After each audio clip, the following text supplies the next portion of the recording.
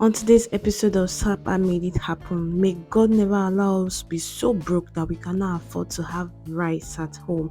And when you have rice at home, you can make simple palm oil rice. I'm sure you already saw we have our rice, ice fish and pomo, red pepper and yellow pepper. And I'm sure you're asking why red and yellow pepper because it gives different flavor. We have our onion, dry fish, crayfish, our iru. I like to use ogiri, but I don't have scent leaf. Remember, we're working on a budget. Onion, salt cube and oil. That oil is small, but I am working with what I have at home. So I already added my pre-washed rice, I be washed rice, and I'm just going to prep the onion. So the onion I wanted to do for now so that I can blend it with the yellow pepper and my crayfish. While I'm doing that, the rice is on fire, boiling. So over here, we don't like to see onion. That is why I'm going to blend it so smoothly. But you can do a rough blending. In fact, I usually like it when it is rough blended.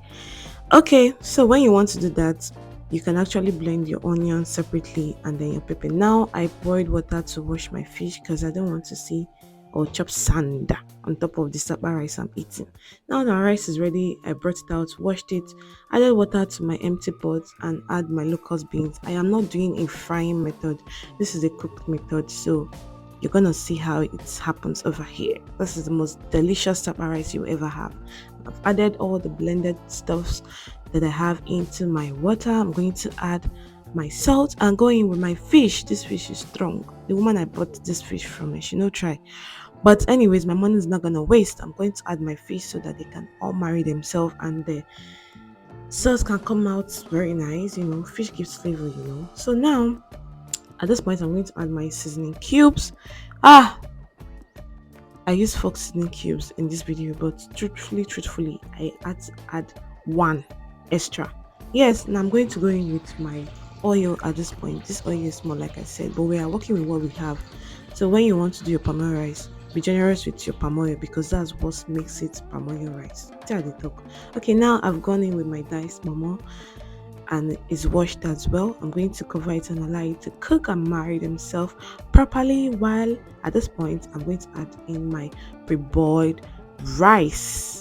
With these simple ingredients and you follow these simple steps, your rice is going to come out really tasty and I'll show you. So once I'm done adding up my rice, I'm going to use this wooden spoon to turn it because there's this belief that once you use your spoon, the rice is going to burn. And I'm sure you'll be like, I thought this pot does not burn rice. I don't know. It's like it's a fake pot I bought. Anyways, I'm going to add up my fish. I didn't fry it and I didn't pre-boil it.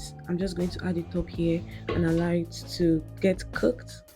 At this point, I think it's cooked. I'm just going to test my rice to see if it's cooked. If it's not, I'm going to add a little water to it. And then I think I have to bring out my fish because I don't want my fish to be all messy in the rice. So at this point, I'm going to bring out my fish and allow the rice to continue boiling.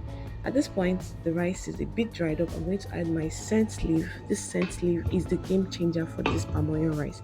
Cover it for like 1 minute so that it doesn't get too done and our rice is ready. See you in my next video. Bye.